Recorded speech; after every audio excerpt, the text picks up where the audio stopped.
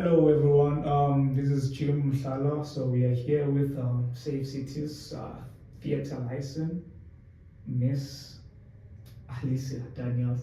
So Ms Alyssa, can you tell us a bit about yourself, your journey with Safe Cities, and what drew you to the organization? Okay, so I'm Alyssa Daniels. As you so eloquently said, I am 53 years old and I've got a law degree. I volunteer for Safe Cities, been volunteering for Safe Cities for quite a while. I love performing arts, I love dance, I love law. It's a different combination. But yes, I love working with the community. I love working with children. So any skills and anything that I've learned over the years, I love imparting that into other people, and especially to those who don't have access to more information or exposure or opportunities. I love that I'm privileged enough to have gotten those opportunities and to be able to transfer and share whatever I have with anyone who wants it. Nice. So what skills would you say you have gained from the organization, and how did the skills shape your career? I will definitely say with Safe Cities, public speaking has been one of the greatest skills that I have learned. I have been with Safe Cities since it started back in 2006. And I started as just a volunteer coming from school. And you're not that confident at that age, but doing things within the organization, like speaking to people in the community, asking them questions, doing surveys, stuff like that. That is where I grew confident in speaking to people. And that has really been a positive for me in any space that I go, that, people want to speak to someone who knows what they're talking about. And that is what Safe Cities really taught me. It really strengthened me in going into rooms, speaking to people, being confident in what I have to say, and knowing that what I say, I believe, I know it's true, I know it's accurate. There's so many other skills, but I think that is one of the strongest skills that I've learned in Safe Cities.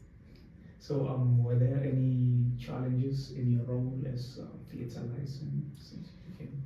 Definitely, yes. I think I started with one of the first dinner plays that we had, and I was asked to be one of the co-directors.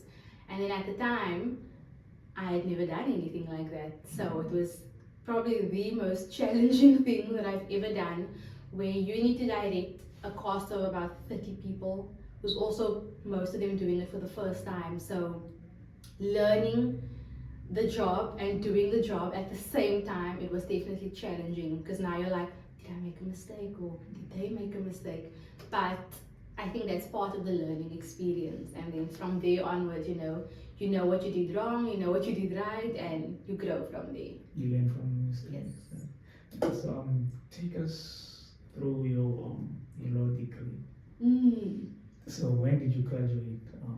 I graduated from UNISA, and I studied at varsity college. So lectures were at varsity college, and exams and everything else, assignments. But the degree is from UNISA. So how has your legal training influenced the way you approach leadership and decision making? I think in the legal field, it's very important to practice discretion, because you are trusted with so much information about other people, and people want to know that they can trust you with whatever they are coming to you with. So that is the one thing that I've learned. It's also just to observe and to listen attentively to what is going on, because sometimes you'll find yourself in a situation where a lot is being said, a lot is going on, but you almost have to pay attention to the finest detail, to be like, okay, that's what they're actually saying, that's what they actually mean, and not everything else.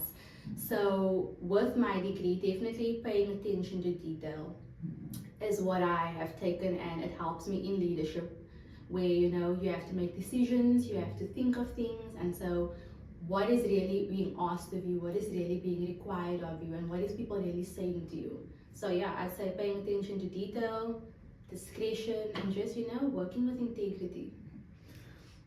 So being an executive for the CEO of Artscape, what's the experience like? It is never the same day. It is fun, it is challenging, you learn so much. I have learned so much, and I think you learn so much about yourself because you are really stretched where I often say I'm book smart because I've got a law degree, but sometimes you have to be practical and you have to think on your feet. And that's what I love about, yes, my degree is law, but my passion is to really the arts. And so I get to bring both worlds together. And yeah, because it's an executive office, I get to do both. I get to think on an executive level, but it's still within the arts, performing arts theatre. So yeah, challenging, exciting, and it's constantly, giving me new opportunities. So coming back to Safe Cities, right? What's your vision for the organization? From what I've learned and from what I am learning, I'm very blessed to be exposed to a lot more working in the theatre. And so definitely my vision for Safe Cities is to, like I said, impart the knowledge that I have, because there's one side of performing arts where, we're all familiar with it, the stage, the acting, the dancing. But I have learned that there's so much more. There is backstage, front of house, there's stage services, there's maintenance, there's lights, there's sound. And so being able to impart that into our organization, where not everybody wants to be on stage, but they love being in theatre.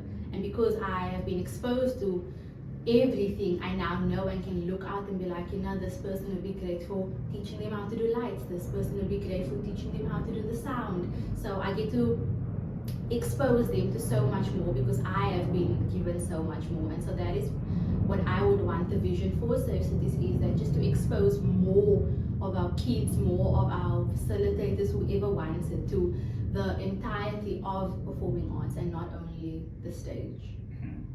So lastly, looking at your professional growth, what advice would you give to someone starting in the arts or similar field? I did not start in the arts. I started in law. And so my advice is, don't put yourself in a box.